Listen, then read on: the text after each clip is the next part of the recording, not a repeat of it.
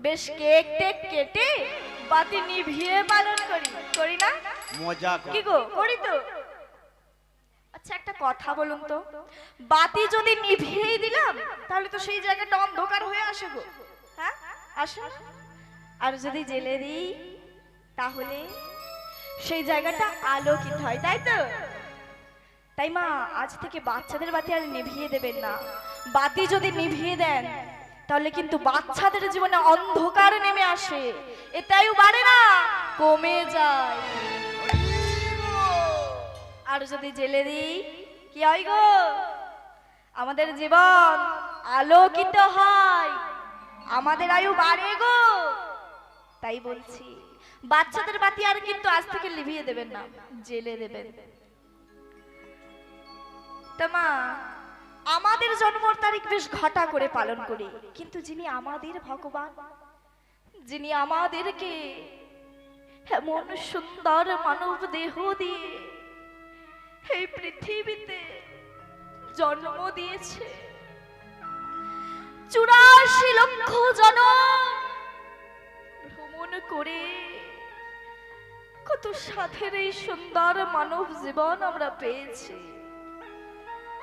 জানি না এমন সুন্দর মানব জীবন আর পাবো কিনা, কিন্তু যার জন্য পেলাম তার জন্ম তারিখ আমরা কেউ পালন করি না। করি কি? করি না। তিনি কবে জন্মগ্রহণ করেছিলেন জানেন? বাংলায় সালটা ছিল 1407 সাল, 23শে ফাল্গুন দোল পূর্ণিমা তিথিতে তিনি জন্মগ্রহণ করেছিলেন।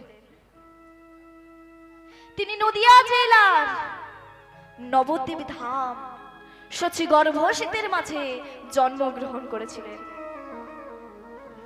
সময়টা ছিল সন্ধ্যা 5:46।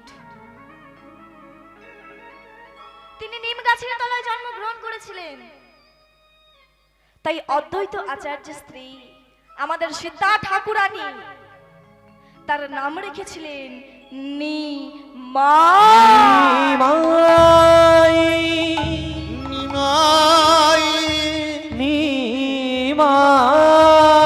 সেজন্য দিয়ার কলিযুগের আপনাদের আমাদের সকলের নিমাই।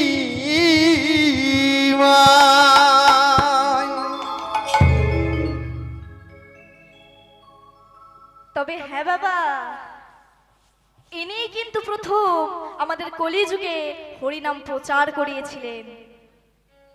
কলির জীবের দাঁড়িয়ে দাঁড়িয়ে গিয়ে সেই মধুর কৃষ্ণ নাম, সেই মধুর হরিনাম বিলিয়ে দিয়েছিলেন।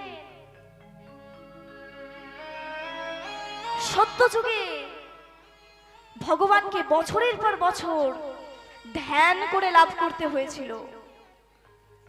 ত্রেতা যুগে ভগবানকে যাগযজ্ঞ করে লাভ করতে হয়েছিল। আবার দাপর যুগে ভগবানকে পূজা অর্চনা করে লাভ করতে হয়েছিল। আর আমাদের এই কলিযুগে কি বললেন গো? বললেন ওরে কলির জীব, তোদের যাগযজ্ঞ পূজা অর্চনা এসব কিছুই করতে হবে না, কারণ আমার ভগবান জানে এই কলির মানুষ খুব ব্যস্ত, খুব ব্যস্ত। তাই জন্যই তো আমার গৌরহরি এই কলির জীবের জন্য এই মহামন্ত্র নাম দিয়ে গেলেন। বললেন ওরে কলির জীব, তোদের যাগযজ্ঞ পূজা অর্চনা সব কিছুই করতে হবে না, তোরা শুধু একবার কৃষ্ণ নাম কর, একবার হরি নাম কর, দেখবি তোরা এতেই উদ্ধার হয়ে গেছিস। বলি মায়েরা সকলেই মহামন্ত্র নাম জপ করেন তো? বলি সকলে গুরু দীক্ষা নিয়েছেন তো? কে কে নিয়েছেন একটু বাহুগুলো তুলুন তো। মাত্র এই কজন গুরু দীক্ষা নিয়েছেন? বলি মায়েরা কে কে গুরু দীক্ষা নিয়েছেন গো, একটু বাহুগুলো তুলুন না। না না, অনেকেই নিয়েছে আবার অনেকেই নেয় নাই। বলুন তো মা, এই গুরু দীক্ষা নিলে আমাদের কি হয়, কি লাভ কি গো? হ্যাঁ কি বলছে টাকা বাড়ে? টাকা বাড়ে মা? হ্যাঁ বাড়ে খিদে না? আবার কি বলছে খিদে বাড়ে? খিদে বাড়ে মা? না না, আমাদের এই দেহটা শুদ্ধ হয়, তাই তো? তার আগে বলুন, এই গুরু দীক্ষা আমরা কেন নেব? না নিলে কি হয়? আচ্ছা একটা কথা বলুন তো, আপনাদের পুকুর আছে তো? হ্যাঁ আছে তো? আছে তো? তা ওই পুকুরের মধ্যে ধরুন পুকুর ভর্তি জল আছে, আর ওই জলের মধ্যে কচুরি পানায় ভর্তি হয়ে গেছে। সকলেই বলুন তো, যদি আকাশে পূর্ণিমার চাঁদ ওঠে, ওই জলের মধ্যে দেখতে পাবো? চাঁদকে জলের মধ্যে দেখতে পাবো? দেখতে পাবো না। কেন দেখতে পাবো না? কারণ ওই জলের মধ্যে কচুরি পানায় ভর্তি হয়ে আছে। ঠিক তদ্রূপ আমাদের এই দেহ, আমাদের মনের মধ্যে কাম, ক্রোধ, মোহ, মাশ্চর্য, লোভ, লালসা জমাট বেঁধে আছে। এইগুলো সরানোর জন্য আমাদের গুরুচরণ আশ্রয় করতে হয়। মনের মধ্যে ভক্তির উদয় করার জন্য আমাদের গুরু দীক্ষা নিতে হয়। আজ দেখুন না, আমার বাবা ঠিক ঠিক গুরুচরণ আশ্রয় করেছে বলে কত সুন্দর এই মহতি হরিবাসরের আয়োজন করেছে। নিজে শুদ্ধ হয়েছে বলেই তো নিজেকে গোবিন্দ সেবায় লাগাতে পেরেছে গো। তাই মা, আজ যেমন বাবা এত সুন্দর গোবিন্দ সেবা দিচ্ছে, ঠিক তদ্রূপ আপনারাও যদি ঠিক ঠিক গুরুচরণ আশ্রয় করেন, গুরু দীক্ষা নেন, তাহলে আপনারাও কিন্তু নিজেকে গোবিন্দ সেবায় লাগাতে পারবেন। তাই বলছি গুরু দীক্ষাটা অবশ্যই নেবেন। তার আগে একটু ছোট্ট করে বলে দিই, শাস্ত্রে একটা প্রবাদ বাক্য আছে, জানেন তো? কৃষ্ণ রুষ্ট হলে গুরু রাখিবারে পারে। মানে কি বললাম মা? যদি আপনারা কেউ জানতে অজান্তে ভগবানকে দুঃখ দিয়ে ফেলেন, কষ্ট দিয়ে ফেলেন, ভগবান কিন্তু আপনাকে ভক্ত মনে করে ক্ষমা করে দেবে। কিন্তু তারপরে কি বললেন? গুরু রুষ্ট হলে কৃষ্ণ রাখিবারে নারে। মানে কি গো? যদি জানতে কিংবা অজান্তে আপনি আপনার গুরুকে দুঃখ দিয়ে ফেলেন, কষ্ট দিয়ে ফেলেন, তাহলে কিন্তু ভগবান আপনাকে কোনোদিন ক্ষমা করবে না, করবে না, করবে না। বৈষ্ণব অপরাধীর যেমন ক্ষমা হয় না, ঠিক তেমন গুরুকে যদি কেউ দুঃখ দেয়, কষ্ট দেয়, তারও ক্ষমা হয় না। তাই বলছি গুরু চরণ আশ্রয় করুন, গুরুকে কিন্তু কেউ দুঃখ দেবেন না। বলি আমাদের গুরু কে গো? কে গো? বলি যে যার গুরু কিন্তু ঘরের মধ্যেই বসে আছে না, আমাদের গুরু বাস্তু মনসা। কি বলছে? আমাদের গুরু বাস্তু মনসা? ওরে বাপ, রাত জেগে জেগে মাথাটাই গেছে। আমাদের বাবা মা আসল গুরু গো। তাই বলছি দয়া করে নিজের বাবা মাকে কোনোদিন কষ্ট দেবেন না, দুঃখ দেবেন না। কারণ ভগবান নিজ মুখে বলেছে, আমাকে সেবা দিতে লাগবে না, আমাকে যত্ন করতে হবে না। ওরে তোর ঘরের বাবা মাকে আগে যত্ন কর। আপনি বাবা মাকে খেতে দেবেন না দুবেলার দুমুঠো, এদিকে ভগবানের জন্য রাজভোগ রজনীগন্ধার মালা কিনে নিয়ে এসে যদি দান করেন, ভগবানকে গ্রহণ করবে কি গো? করবে? কোনোদিন করবে না। আগে আপনি আপনার বাবা মাকে যত্ন করুন, তারপরে ভগবানকে সেবা দেবেন। তামা যাই হোক, ছোট মুখে অনেক বড় বড় কথা বলে ফেললাম, যদি কোনো ভুল করে থাকি ক্ষমা করে দেবেন।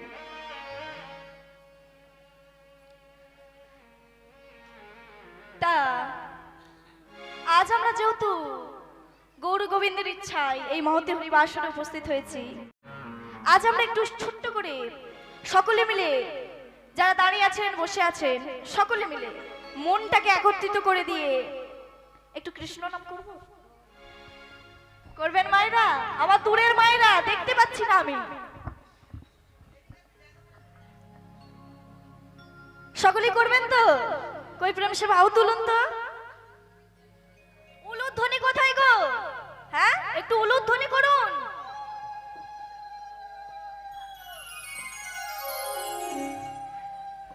বাহ, খুব ভালো। মায়েরা মনে হচ্ছে বাড়ি থেকে কিছু খাওয়া দাওয়া করে আসেন, তাই জন্য জোর বেরোচ্ছে না। একটু জোর সে উলুধ্বনি, হরি হরি হরি বল। এইবারে বেরিয়েছে। তা কই বাহুগুলো কোথায় গেল? বাহু আনেননি? বলি ও মা, গোবিন্দ আমার কেমন হয়ে এসেছে, গৌর হরি কেমন করে এসেছে এই কলিযুগে? বাহু দুটো ঊর্ধ্বের দিকে দেখবেন। বলি আমাদের কি বাহু নেই, হাত নেই? আমাদের হাত নেই, কিসের জন্য দিয়েছে গো? একটু নাম করুন। কই বাহু তুলুন। আমার বাবারা দাদারা দাঁড়িয়ে আছেন যারা, সকলে এখানে লজ্জা ভয় দিন থাকতে নয়, একসঙ্গে প্রেম সে বাহু তুলুন। একসঙ্গে করবো, বাহু কিন্তু নামাবেন না। কৃষ্ণ কৃষ্ণ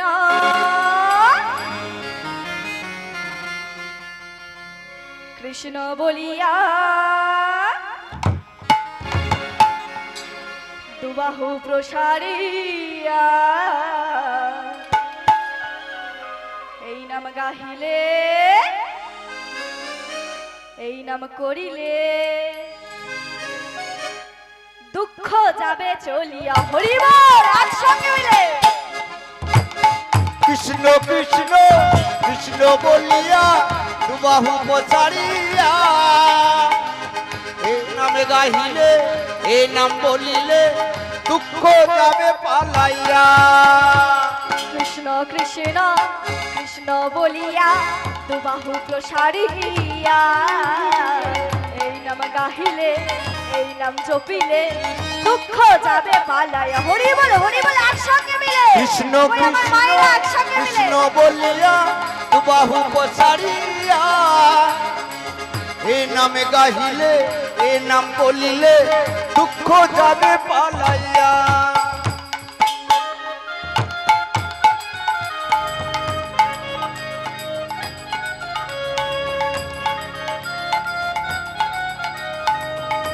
হরি হরি বল, একসঙ্গে মিলে।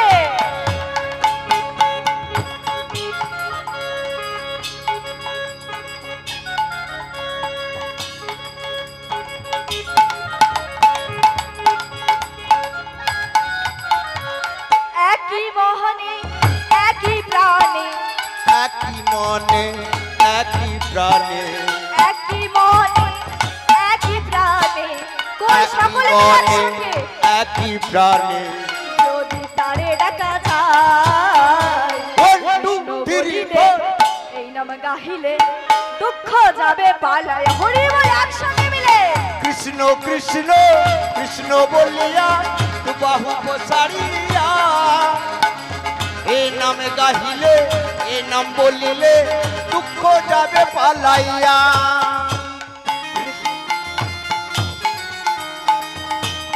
হরি হরি হরি বল, একসঙ্গে মিলে।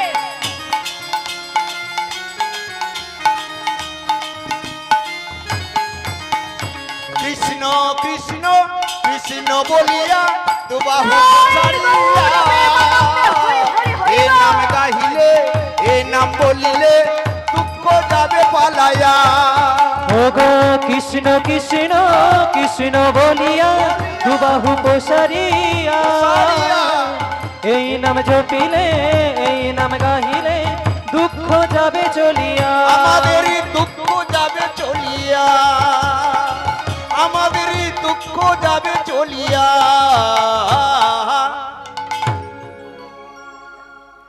কি গো, কৃষ্ণ নাম করেছেন তো? হ্যাঁ কি না বলুন, জোরে বলুন। ও হাঁপিয়ে গেছে বলছে। বলি আমিও তো হাঁপিয়ে গেছি, কি করে কথা বলছি গো? হ্যাঁ, কি করে কথা বলছি? হ্যালো, আজ আমরা তাহলে কোথায় এলাম? কোথায় গো? আমাদের গৌরাঙ্গ মহাপ্রভু কোথায় কীর্তন করতেন? কি গো? নবদ্বীপে। তাহলে আজ আমরা সকলে নবদ্বীপে এলাম, তাই তো? তাহলে একসঙ্গে নবদ্বীপ ধাম কি, বৃন্দাবন ধাম কি, গৌরাঙ্গ মহাপ্রভু কি, আর ঘুম পাচ্ছে কি? সকলেই বিভাবিত হয়ে আছে, বা খুব ভালো। এইভাবেই গোটা লীলাটা আস্বাদন করবেন আপনারা। তা আজ আমরা নবদ্বীপে এলাম। তা নবদ্বীপে আমাদের গৌরাঙ্গ মহাপ্রভু কোথায় কীর্তন করতেন বলুন তো? কোথায় কীর্তন করতেন? শিবাস আঙিনার মাঝে। কাদের নিয়ে কীর্তন করতেন? শত শত ভক্তদের নিয়ে কীর্তন করতেন, তাই তো? তার সব থেকে প্রিয় ভক্ত কে ছিল জানেন? শ্রীবাস। আর কে গো? অদ্বৈত আচার্য। আর কে? নিত্যানন্দ মহাপ্রভু আর গদাধর, তাই না? জানেন এদের পাঁচজনকে কি বলা হয়?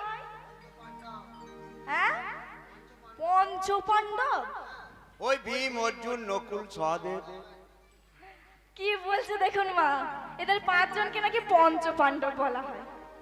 আরে না না, সত্যি খিচুড়ি স্কুলেও যায়নি মনে হচ্ছে, কিচ্ছু জানে না। পঞ্চতত্ত্ব, তাই তো? আচ্ছা মায়েরা, এখানে আমার পাঁচজন সম্প্রদায় আছে, এদের আমরা পঞ্চতত্ত্ব বলতে পারবো? কি বলছো গো? হ্যাঁ বলতে পারবো। না না, গায়ের জোরে তো বললে হবে না। কেন বলা যাবে না? কারণ তারা পাঁচজন পাঁচ রকমের শক্তি নিয়ে এসেছিলেন। এ শক্তি সে শক্তি নয়। ওমা, তাহলে কে কি শক্তি নিয়ে এসেছিল একটু শুনে নেই কেমন? অদ্বৈত আচার্য শিব শক্তি নিয়ে এসেছিলেন। আমাদের শিবাস নারদ শক্তি নিয়ে এসেছিলেন। নিত্যানন্দ মহাপ্রভু সংকর্ষণ শক্তি নিয়ে এসেছিলেন। আর গদাধর লাদিনী শক্তি নিয়ে এসেছিলেন গো, যে শক্তি শ্রীমতী রাধা রানীর মধ্যে ছিল।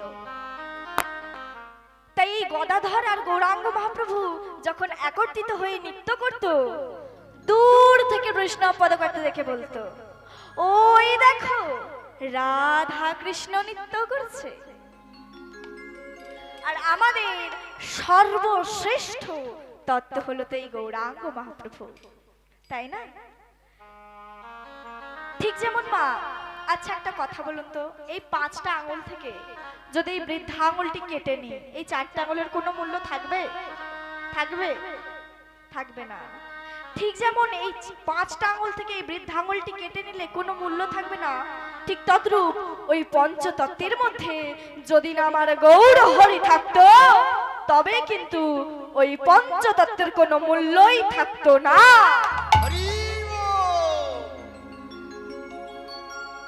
তামা আজ আমার গৌরাঙ্গ মহাপ্রভু শিবাস আঙিনার মাঝে তার শত শত ভক্তদের নিয়ে কীর্তন করছেন।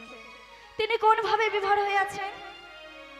দূর থেকে বৈষ্ণব পদকর্তা গৌর হরির ভাবটি দেখে হাতে কলম ধরলেন। কি ভাব? কি ভাব গো?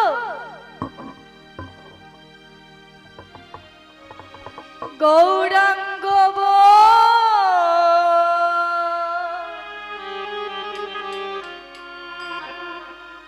লিতে হবে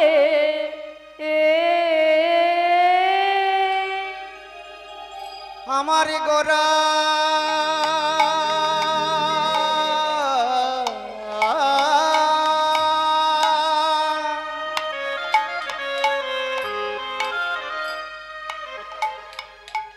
নদিয়ারে গোরা রে,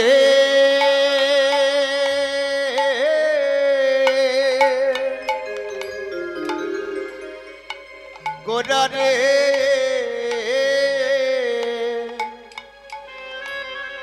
আমারে গোরা গোরা নীলা প্রকাশ করিল ও গৌরাঙ্গ বলিতে হবে। আমাদের পুলক শরীরে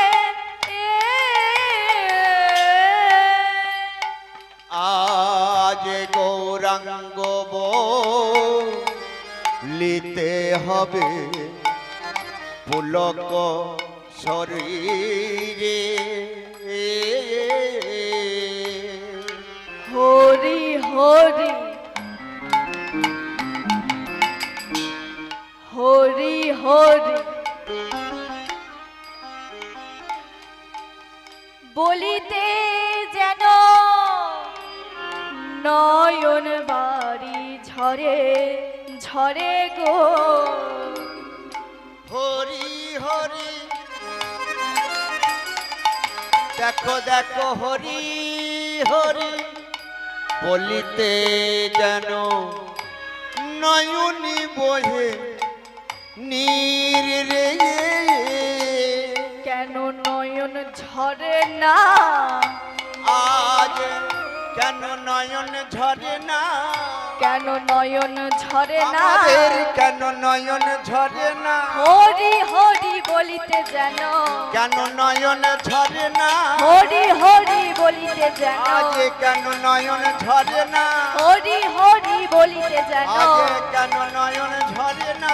কৃষ্ণ কৃষ্ণ বলিতে যেন এমন কৃপা কবে হবে আমার, হরি হরি বলিতে যেন আজ এই আশীর্বাদ করো মোরে। হরি হরি বলিতে যেন আমার কেন নয়ন ঝরে না, হরি হরি আজ মুখে গৌর হরি বলে কেন নিতাই নয়ন ঝরে না, গৌর হরি হরি হরি আমার কেন নয়ন ঝরে না, আরে মুখে হরি হরি বলে কেন নয়ন ঝরে ও গো না, মুখে হরি হরি বলে কেন নয়ন ঝরে না।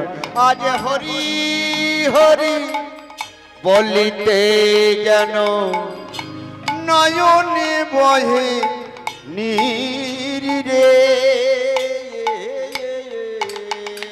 তাহলে কি বলছে, কি বলছে গো? গৌরাঙ্গ বলিতে হবে পুলক শরীরে, হরি হরি বলিতে যেন আমাদের নয়ন বাড়ি ঝরে। মানে কি গো? এই ভগবানের কীর্তন করতে করতে এবং শ্রবণ করতে করতে যদি না ভগবানের জন্য দুফুটা চোখের জল ফেলতে পারলাম, আরে তাহলে তো আমাদের এই হরিনাম করাটাই বৃথা। মাগো, যেই ভক্ত ভগবানের জন্য দুফুটা চোখের জল ফেলতে পেরেছে, আমার ভগবান মাত্র তারই হয়ে গেছে গো। তাই তো আজ বৈষ্ণব পদকর্তা বলছেন, কি বলছেন? আর কবে নিতাই চা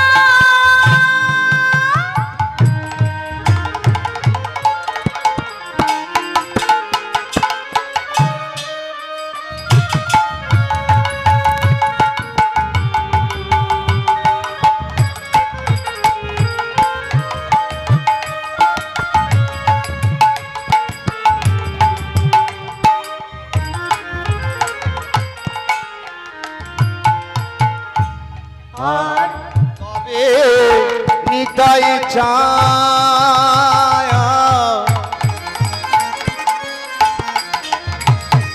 আমার করুণা করিবে,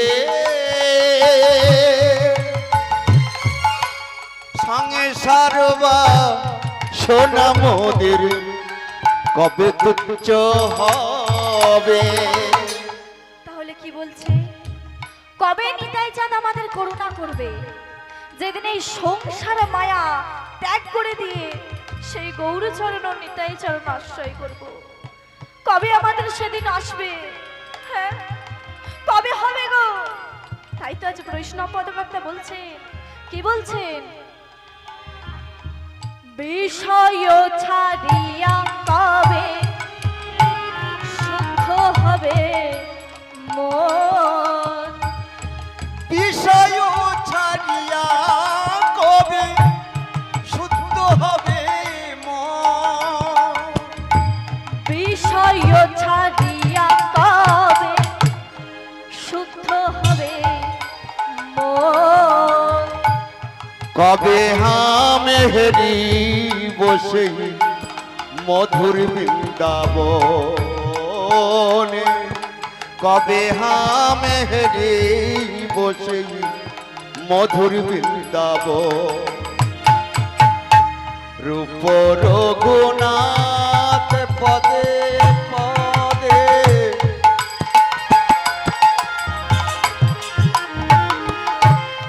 রহুদ মরি আজ, কবে হাম হেরি বসে যুগল মোরতে। রূপ রঘু নাথ পদে হইব কতি, কবে হাম হেরিব সেই যুগল মোরতি। রূপ রঘু নাথ পদে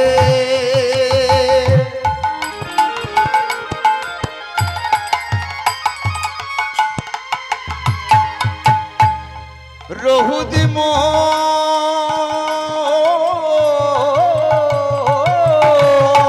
আস, প্রার্থনা করিয়া সদাই নরোত্তম দাস।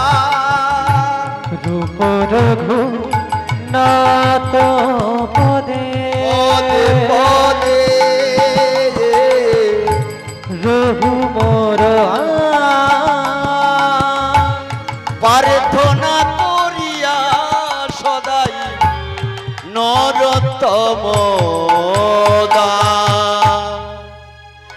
ওই নরোত্তম বড় দুঃখী, বড় দুঃখী আমার নিতাই মোদের কর সুখী।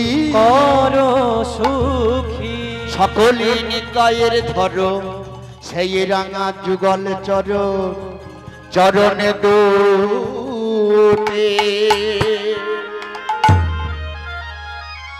মাগো, জানেন এই নরোত্তম ঠাকুরকে? ইনি এমন এক ভক্ত ছিলেন বাবা, যিনি কয়েক লাখ লাখ কোটি কোটি বার দিনে প্রণাম করতেন ভগবানকে।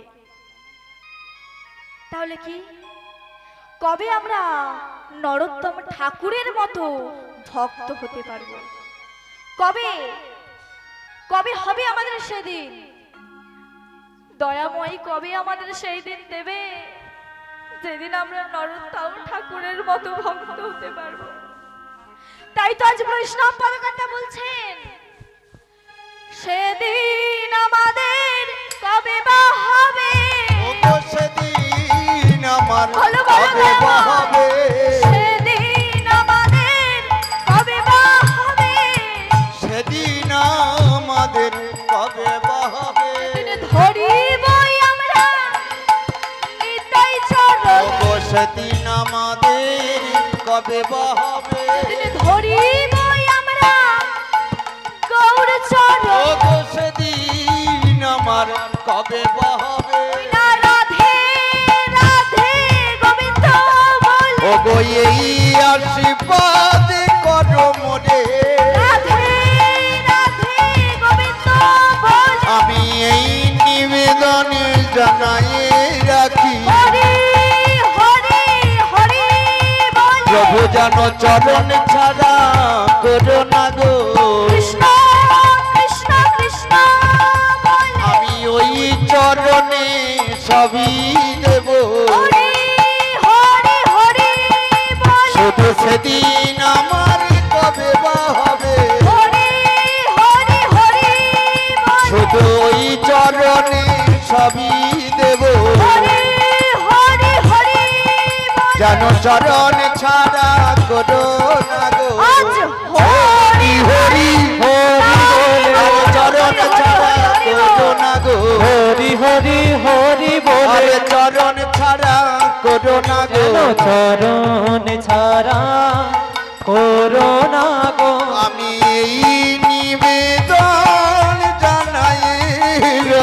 চরণ ছাড়া করোনা গো আমি ওই চরণে সবই দেব চরণ ছাড়া করোনা করোনা গো।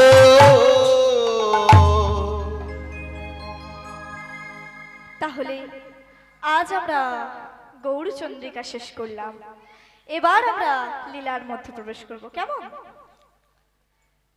তা প্রথমেই বলুন তো মায়েরা, বলি আমার গোবিন্দ শ্রীকৃষ্ণ বৃন্দাবনে রাসলীলা করেছিলেন, জানেন তো? রাধারানী এবং তার গোপিনীদের নিয়ে, কি গো জানেন তো? তা আপনারা কি এটা জানেন ভগবান গোবিন্দ ওই বৃন্দাবনে রাসলীলা করার আগে তিনি আরো একটি রাসলীলা করেছিলেন গো, জানেন কোথায়? সত্য যুগের গোলকে। কাকে নিয়ে গো? বিরজাকে নিয়ে। কে এই বিরজা? কেন ভগবান এই বিরজাকে নিয়ে রাসলীলা করেছিলেন? এই বিরজার 4 জন্মের কাহিনী আজ আমরা আস্বাদন করব।